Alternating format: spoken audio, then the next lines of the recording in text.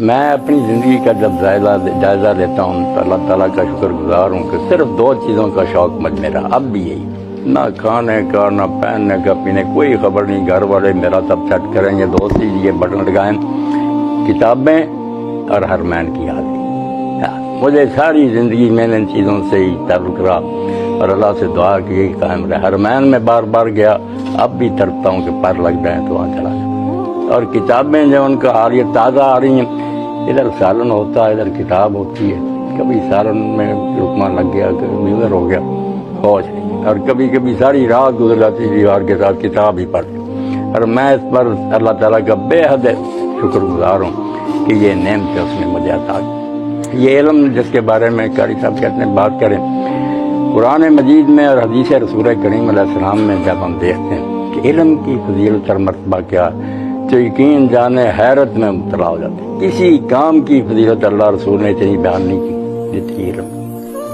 اللہ کے رسول علیہ السلام نے فرمایا العلماء ورثۃ الانبیاء، عالم کو چھوٹی بات، یہ نبیوں کے وارث ہیں، اور اس کی تشریح نبی علیہ السلام نے فرمائی کہ انبیاء علیہ السلام درہم اور دینار نہیں لوگوں کو دے کے دیتے، روپیہ پیسہ نہیں بانٹتے، وہ علم دیتے ہیں۔ اس لیے جتنا زیادہ کوئی علم حاصل کرتا ہے اتنا ہی وہ پیغمبر کا وارث ہے، اس نے وہ جائیداد حاصل کی۔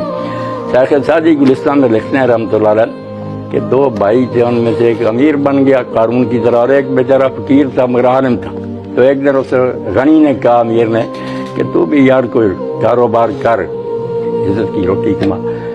وہ کہنے لگا بات یہ ہے کہ یار تو قارون کا وارث ہو گیا، میں موسیٰ اور محمد کا وارث علیہ السلام۔ تو نے قارون کا خزانہ پا لیا، کیا تیرے پہلے مرے گا سب چھوڑ جائے گا۔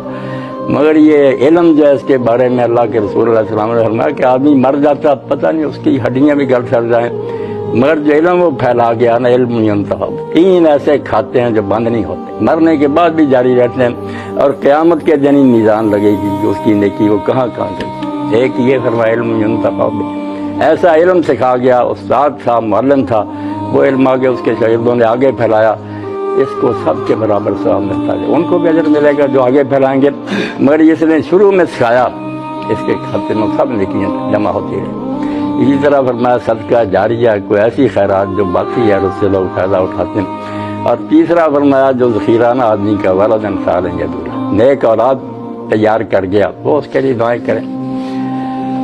اس سے وہ سوال بھی حل ہو جاتا جو ذہن میں کبھی کبھی پیدا ہوتا ہے کہ مرنے کے ساتھ ہی اللہ تعالیٰ جنت اور دوزخ میں کیوں نہیں بھیج دیتا۔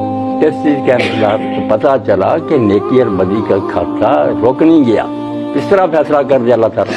اگر کسی شخص نے ایسی نیکی کی ہے جس کے اثرات باقی ہیں، وہ پتہ قیامت کا جب حساب کرے گا کارخانہ، اس وقت پتہ چلے گا کہ اس کی نیکی کا کتنا اجر بنا۔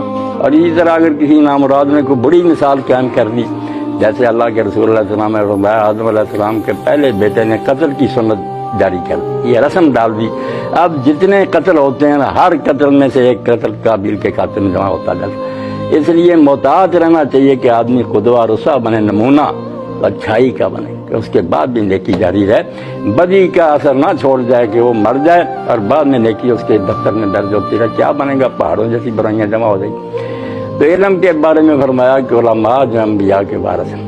سید عالم صلی اللہ علیہ وسلم مسجد میں تشریف لائے، 2 جماعتیں صحابہ کرام کی بیٹھی تھیں، ایک طرف کچھ لوگ ذکر اذکار کر رہے تھے، نبی علیہ السلام نے فرمایا یہ اچھا کر رہے ہیں، دعائیں کر رہے ہیں، ذکر کر رہے ہیں، اللہ کو منظور ہوا قبول کرے گا۔ یعنی دوسری جماعت کو دیکھا کہ وہ پڑھا رہے تھے، ذکر نہیں کر رہے تھے، نہ کوئی نفل پڑھ رہے تھے، بیٹھے تھے، کچھ سیکھتے تھے، کچھ سکھا رہے تھے۔ تو نبی علیہ السلام ان کے ساتھ ہی بیٹھے جو سیکھ کر گئے اور کہا انما بعثت معلما، میں صرف عبادت کے لیے نہیں آیا، اللہ نے مجھے معلم بنا کر بھیجا سکھانے کی۔ ان کے ساتھ بیٹھے اور لوگوں نے ذکر کیا کہ اللہ کے رسول پچھلی امتوں میں 2 ایسے آدمی تھے، ان میں سے ایک عبادت کرتا تھا۔ اب ہمارے ہم بھی تصور فرا آدمی درویش بن گیا، عبادت کر گیا، وہ خانقاہ اور جنگل میں چلا گیا، وہ اللہ اللہ کرتا رہا، تو وہ عبادت کرتا ہے، عابد تھا۔ دوسرا عابد نہیں تھا، عالم تھا، لوگوں کو سکھاتا تھا۔